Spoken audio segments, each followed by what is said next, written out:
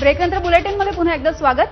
पुढची बातमी जाणून घेऊयात। आईच्या नावावरती असलेल्या सावली बारमुळे अडचणीत आलेल्या गृहराज्यमंत्री योगेश कदम यांनी ऑर्केस्ट्राचा परवाना परत केलेला आहे, पण रेस्टो बार आणि हॉटेलचा परवाना कायम ठेवला अशी माहिती समोर आली आहे।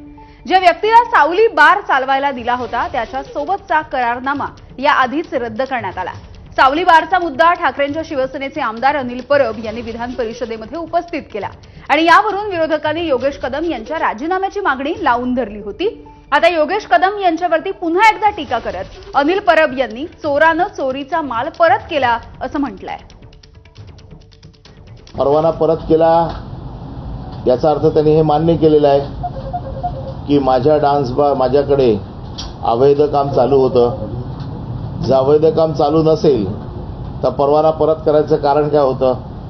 कारण सुरुवातीपासून ते सांगत होते की माझ्याकडे ऑर्केस्ट्रा चालतो आणि त्याचा परवाना माझ्याकडे आहे।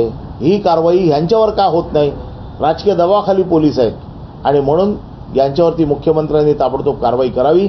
तसंच योगेश कदम यांचा राजीनामा मुख्यमंत्र्यांनी घेतलाच पाहिजे। त्याचं कारण असं आहे, नाहीतर तुम्ही हतबल आहात हे चित्र महाराष्ट्रात जाईल आणि मुख्यमंत्र्यांनी हतबल असू नये